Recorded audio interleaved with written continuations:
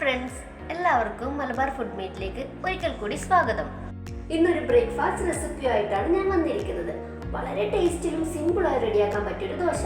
സാധാരണ ഉപ്മാവ് ഇഷ്ടപ്പെടാത്ത ഒരുപാട് പേരുണ്ടാകും. അവർക്കൊക്കെ ട്രൈ ചെയ്യാൻ പറ്റിയ നല്ലൊരു ബ്രേക്ക്ഫാസ്റ്റ് ഐറ്റമാണ് ഇത്. ഉപ്മാവിനെടുക്കുന്ന അതേ ഇൻഗ്രീഡിയൻസ് വെച്ചാണ് ഞാൻ ഈ ദോശ തയ്യാറാക്കുന്നത്. അതിലേക്ക് ആവശ്യമുള്ള ചേരുവകൾ എന്തൊക്കെയാണെന്ന് നമുക്ക് നോക്കാം.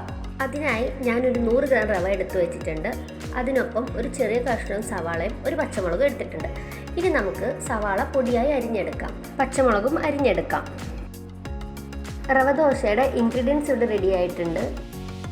ഇത് നമുക്കതൊന്ന് മിക്സ് ചെയ്തെടുക്കാം.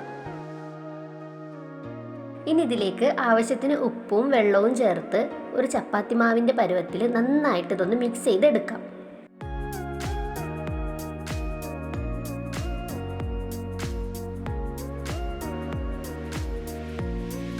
ദോശമാവ് ഇവിടെ റെഡി ആയിട്ടുണ്ട്. ഇനി ഉപ്പ് പാകമായോ നോക്കാം. പാകമായില്ലെങ്കിൽ കുറച്ചുകൂടി ഉപ്പ് ചേർത്ത് കൊടുക്കാം. ഇനി ദോശ ചുട്ടെടുക്കാം. കൂട്ട് ഓരോ ഉരുളകളായി എടുത്തിട്ട് കൈകൊണ്ട് തന്നെ നന്നായി പരത്തി കൊടുക്കാം. മാക്സിമം കനം കുറച്ച് ദോശ പരത്തണം. അതിനുവേണ്ടി കൈ ഒന്ന് വെള്ളത്തിൽ മുക്കിയിട്ട് നന്നായി പരത്തി കൊടുക്കാം.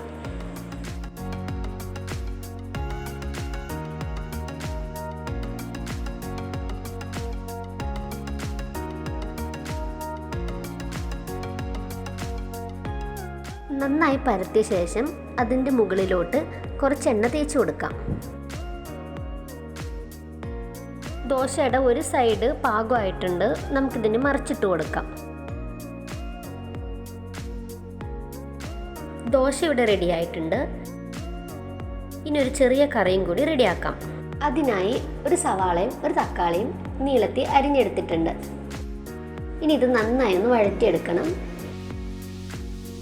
തക്കാളിയൊക്കെ ഒന്ന് നന്നായി ഉടഞ്ഞു വന്നിട്ടുണ്ട്.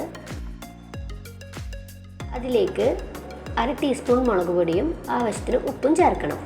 കുറച്ച് വെള്ളവും ചേർത്ത് ഇതൊന്ന് നന്നായി വറ്റിച്ചെടുക്കാം. നന്നായി വറ്റി വന്നിട്ടുണ്ട്. അപ്പോൾ ഞങ്ങൾ കറി ഇവിടെ റെഡി ആയിട്ടുണ്ട്. എൻ്റെ ചാനൽ ഇതുവരെ സബ്സ്ക്രൈബ് ചെയ്യാത്തവരാണെങ്കിൽ സബ്സ്ക്രൈബ് ചെയ്യണം. എൻ്റെ വീഡിയോസ് ഇഷ്ടമായ ലൈക്ക് ചെയ്യണം. ഒപ്പം ഷെയർ ചെയ്യാൻ കൂടി മറക്കരുത്.